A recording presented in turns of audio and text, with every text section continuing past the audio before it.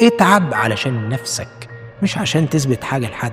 العروسة اللي تتقدم لها وتقولك مش هوافق عليك غير لو جبتلي دوبلكس، سيبها، هتلاقي غيرها عادي توافق تتجوزك في شقتك 70 متر.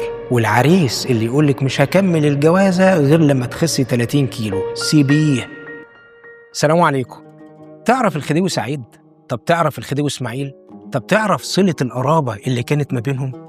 لا، تبين كده عليك ما اتفرجتش على مسلسل بوابة الحلواني وهتتعبني. طب بص بقى يا سيدي، سعيد باشا ده أو الخديوي سعيد يبقى ابن محمد علي باشا، أما الخديوي اسماعيل يبقى ابن إبراهيم باشا ابن محمد علي باشا. يعني الخديوي سعيد يبقى عمه. سنة 1863 كان الخديوي سعيد عيان جدا، وكل المؤشرات بتقول إنه مش هيطول وإنه بيلعب في الوقت الضايع. مين بقى اللي مستني الصفارة؟ إسماعيل باشا، علشان حاجز نكست، هيبقى هو والي مصر بعد وفاة عمه. الفكرة بس إن إسماعيل باشا كان عايش في قصر من قصور العيلة المالكة هنا في القاهرة، أما الخديوي سعيد كان قاعد في قصر راس التين في اسكندرية. هو كان بيرتاح هناك وبيحب يقضي الصيف في القصر ده، وكان فيه منصب ساعتها اسمه مدير المخابرات التلغرافية، حاجة كده زي وزير الاتصالات دلوقتي. صاحب المنصب ده كان اسمه بيسي. لا مفيش قطط في اللوكيشن، هو كان اسمه كده، بيسي بيك. وده كان الشخص اللي المفروض هيستلم خبر وفاة سعيد باشا وهيجري يوصله لإسماعيل باشا اللي هيبقى الوالي الجديد. وكانت العادة ساعتها إن اللي يبلغ الوالي الجديد بالخبر ياخد لقب ومكافأة مالية، يعني يبقى بيه أو باشا، والخديوي الجديد يحليله بقه.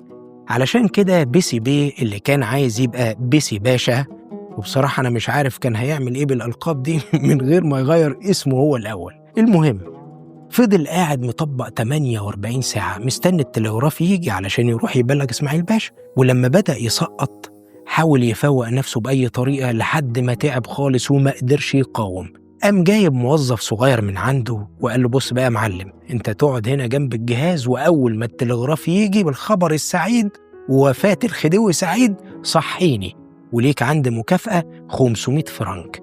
الموظف قال له نام يا مدير وحط في بطنك بطيخة صيفي، ونام بيسي بيه. والتلغراف وصل فعلا والموظف استلمه، بس هل صح مديره فعلا؟ لا، طلع يجري على قصر إسماعيل باشا وبلغه هو بالخبر وخد لقب بك ومكافأة مالية محترمة. يحمد ربنا بقى ويكتفي؟ لا، رجع صح المدير بتاعه وقال له البرقية وصلت، فالمدير اداله 500 فرنك وطار على قصر الأمير قبل حتى ما يطص وشه بشوية مية. بس هناك عرف إن الموظف بتاعه سبق، واللي سبق أكل النبأ. فكرة قديمة أوي، يعني إن الناس تتسابق علشان تحصل على حاجة، وظيفة، عروسة حلوة، صفقة مالية. والأصل في المشكلة مش إن في ناس بتتسابق بشرف وناس بتتسابق من غير شرف زي صاحبنا اللي خدع مديره وخد المكافأة مرتين. لا، الأصل في المشكلة إن الناس فاهمة إن الحياة سباق أصلا، وده صح مش غلط، لكن بيجروا في التراك الغلط. لو أنا فنان فأنا لازم أكون أهم فنان وأحسن فنان ورقم واحد في مجالي، وكل الباقيين يجوا ورايا، يا كده يا مش لاعب. ولو أنا صاحب نشاط تجاري لازم أكون أشهر براند في السوق وببيع أكتر من كل اللي حواليا. حتى في المكان اللي أنا عايش فيه لازم أكون الأشيك والأحسن، ولادي لازم يكونوا الأشطر بأي شكل بقى وبأي تمن. كل الناس يا جماعة بقت عايزة تبقى رقم واحد، كأن رقم 2 أو 3 أو 20 حتى يا سيدي أرقام قليلة الأدب. العالم بقى ساحة منافسة كبيرة على كل حاجة، وده يودينا لسؤال مهم جدا: هل المنافسة عيب؟ إطلاقا، بس لما تكون منافسة شريفة. عارف يعني إيه الأول منافسة شريفة؟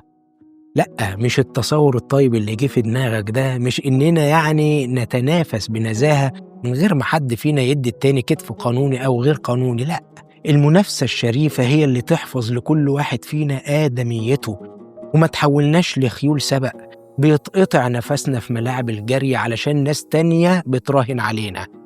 اتعب علشان نفسك مش عشان تثبت حاجة لحد. العروسة اللي تتقدم لها وتقولك مش هوافق عليك غير لو جبتلي دوبلكس، سيبها، هتلاقي غيرها عادي توافق تتجوزك في شقتك 70 متر، والعريس اللي يقولك مش هكمل الجوازة غير لما تخسي 30 كيلو سيبيه، وهيجيلك حد يحبك زي ما انتي من غير ما يحاول يغير فيك حاجة. مش بقولك ما تحلمش يكون عندك دوبلكس، ولا بقولك ما تحاوليش تخسي، لأ، بس لما تعملوا ده تعملوه علشان نفسكم، علشان انتوا محتاجين تعملوا ده، مش عشان تكسبوا رهان حد عليكم. علم ولادك يبقوا ناجحين علشان نفسهم، مش علشان يبقوا أحسن من ولاد جارك اللي بتقارنهم بيهم طول الوقت. حاول طول الوقت تنجح وما تبطلش سعي، بس علشان تبقى أحسن من نفسك في آخر نسخة ليها، مش عشان تبقى أحسن من زمايلك أو أبناء مهنتك. مفيش منافسة في الرزق، صدقني، بكل أشكال الرزق عطاء ربنا، وما عند الله لا يؤخذ بمعصيته.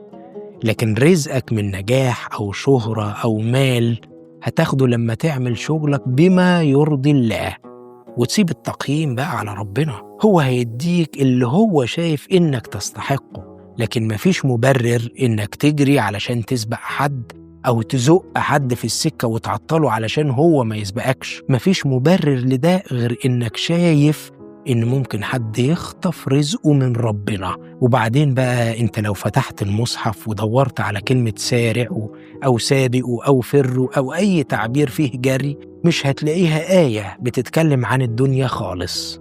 تيجي نرجع؟ خد عندك: وسارعوا إلى مغفرة من ربكم وجنة عرضها السماوات والأرض أعدت للمتقين. وفيه كمان: سابقوا إلى مغفرة من ربكم وجنة عرضها كعرض السماء والأرض. وقال كمان: ففروا إلى الله. هو ده التراك الصح، التراك اللي ينفع نجري فيه فعلا لحد آخر نفس فينا. لكن رزق الدنيا مش هيخلص، الدنيا فيها خير لو اتقسم بالعدل هيكفينا كلنا، وكلنا هنبقى أغنياء. بس انت عارف ليه احنا مش كلنا أغنياء؟ عشان وسطنا طماعين كتير قوي. ما تبقاش بقى واحد منهم، سيب لهم انت الدنيا ياخدوا منها اللي يقدروا عليه. كده كده الدنيا دي إيجار، مش محل إقامة دائم. يعني اتعب انت علشان تشتري في التمليك. وزي ما ربنا سبحانه وتعالى قال: وفي ذلك فليتنافس المتنافسون. عندك فرصة تحقق مكاسب عظيمة، ما ترضاش بمكاسب قليلة. أو زي ما قال الشاعر: إن الذي يرتجي شيئا بهمته يلقاه لو حاربته الإنس والجن، فاقصد إلى قمم الأشياء تدركها، تجري الرياح كما رادت لها السفن. وكل سنة وانتم طيبين.